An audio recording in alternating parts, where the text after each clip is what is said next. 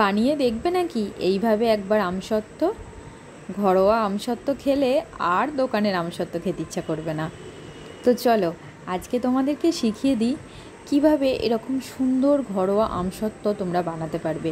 এখন আমের সিজন, সবাই চাইলেই ঘরে বসে এই রকম আমসত্ত্ব বানিয়ে নিতে পারবে। তো চলো স্টার্ট করি আমরা কিভাবে এই আমসত্ত্বটা বানিয়েছি। প্রথমে আমগুলোকে আমি সিদ্ধ করে নিয়েছি, বেশিক্ষণ নয়, মাত্র 5 থেকে 7 মিনিট।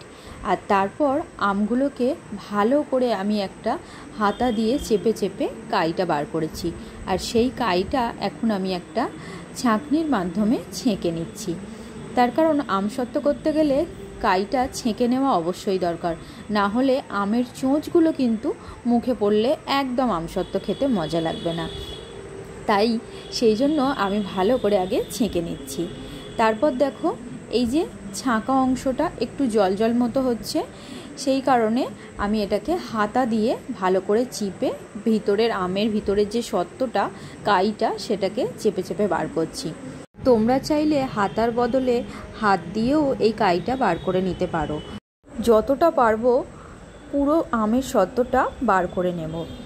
এরপর আমি কড়াতে খানিকটা জল দিয়ে তার মধ্যে চিনি দিয়ে রস করে নিয়েছি।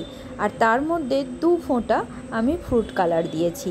ফ্রুট কালার না দিলে তোমরা নাও দিতে পারো, কোনো অসুবিধে নেই। যার যেরকম ইচ্ছা ফ্রুট কালার দিলে আমসত্ত্বটা দেখতে অনেক বেশি সুন্দর হয়, এই কারণেই ফ্রুট কালার দেওয়া। তো চলো আমার কিন্তু চিনির রসটা প্রায় রেডি হয়ে এসেছে। এবার কিন্তু আমি ওর মধ্যে ওই যে আমের সত্ত্বটা বার করেছিলাম কাইটা, সেই কাইটা এর মধ্যে দিয়ে দিলাম। এবার আমি এটাকে খুব অল্প আঁচেতে নাড়তে থাকবো। আঁচ কিন্তু একদম জোর দেওয়া যাবে না, জোর দিলেই কিন্তু তলাটা বসে যাবে। আর তলাটা যদি বসে যায় তাহলেই কিন্তু আমসত্ত্বর মধ্যে একটা চোঙা গন্ধ চলে আসবে, আর একদম সেটা খেতে ভালো লাগবে না। তো দেখতেই পাচ্ছ তোমরা আমার এখানে কিন্তু আমসত্ত্বটা ভালো রকম ফুট ধরে গেছে। আর কালারটাও দেখো কত সুন্দর এসেছে, মিষ্টি একটা কালার এসেছে। তো ওটা যখন ফুটছে আমি তখন 2টো থালার মধ্যে একটু সর্ষের তেল মাখিয়ে নিচ্ছি। আর এই যে দেখো এখন কিন্তু আমার আমসত্ত্বটা একদম রেডি হয়ে গেছে, মানে আমসত্ত্বর কাইটা রেডি হয়ে গেছে। এবার আমি এগুলো থালায় সর্ষের তেল মাখানো অবস্থাতেই ওর ওপর দিয়ে দিয়েছি। আর এখন আমি ওগুলো ছাদে শুকোতে দিয়ে দিয়েছি, কারণ রোদটা কিন্তু খুব প্রয়োজন। রোদ না হলে আমসত্ত্ব ভালো শোকায় না। তো সেই কারণে আমি সারা দিন এই 3টে থালাকে রোদে বসিয়ে রেখে দিয়েছিলাম। তবে হ্যাঁ, এগুলো একদমই আমি আলগা রাখিনি, এর ওপর আমি একটা পাতলা কাপড় ঢাকা দিয়ে দিয়েছিলাম। এখন তোমাদেরকে দেখাচ্ছি বলে কাপড়টা খোলা আছে। তো আমি সারা দিন ওখানে রাখার পর বিকালের দিকে নিচে নামিয়ে আনি। আর এই যে নামিয়ে আনার পর এটার কন্ডিশনটা তোমাদের সাথে শেয়ার করছি। দেখো এত সুন্দর হয়েছে, মানে এরকম সত্যি দোকানের আমসত্ত্বেও মানে এই মজাটা তোমরা পাবে না। যেমন সুন্দর কালার হয়েছে আর তেমন সুন্দর কিন্তু শুকিয়েছে। তো দেখো একটু মাঝে দলা পাকিয়ে গেছে, তো সেখানগুলো আমার একটু নাড়ার হয়তো কোনো ভুল হয়েছিল, তাই জন্য একটু মাঝে দলা দলা পাকিয়ে গেছে। কিন্তু তার জন্য কোনো রকম সমস্যা হয়নি, খেতেও তার জন্য কোনো রকম আলাদা কিছু টেস্ট হয়নি। আর এই যে দেখো আমি এখন ওটাকে রোল পাকানোর চেষ্টা করছি, কারণ রোল করে আমসত্ত্বটা কাট করলে বেশি সুন্দর দেখতে লাগে। তো সেটাই আমি এখন করছি।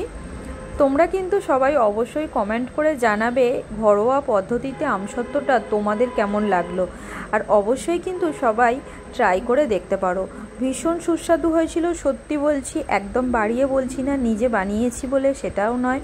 বাচ্চা থেকে বুড়ো সবাই কিন্তু আমসত্ত্ব খেতে ভীষণ ভালোবাসে। আমি তো খুবই ভালোবাসি আর আমার বাচ্চারাও খুব ভালোবাসে। তো এইভাবে আমসত্ত্ব বানিয়ে তোমরা চাইলে ফ্রিজে স্টোর করেও রাখতে পারো। আমি তো 1 সপ্তাহের মতো রেখেছিলাম, যেহেতু আমরা আমসত্ত্ব এত ভালোবাসি তাই খুব বেশি দিন এটাকে আমি বাঁচিয়ে রাখতে পারিনি। তো আমি আবার করব আমের সিজন থাকতে থাকতে। তোমরা চাইলে বেশি দিন এটাকে রাখতে পারো। তো দেখতেই পাচ্ছ কীরকম সুন্দর উঠে এলো। আর দেখো এখন পুরো এটাকে আমি রোল পাকিয়ে নিয়েছি। এটাকে আবার ছোট ছোট করে আমি কাট করব। তো বন্ধুরা, আমি তো চেষ্টা করেছি যতটা সম্ভব তোমাদেরকে হেল্প করার এই ভিডিওটার মাধ্যমে। এই ভিডিওটা যদি একটুও হেল্পফুল হয়ে থাকে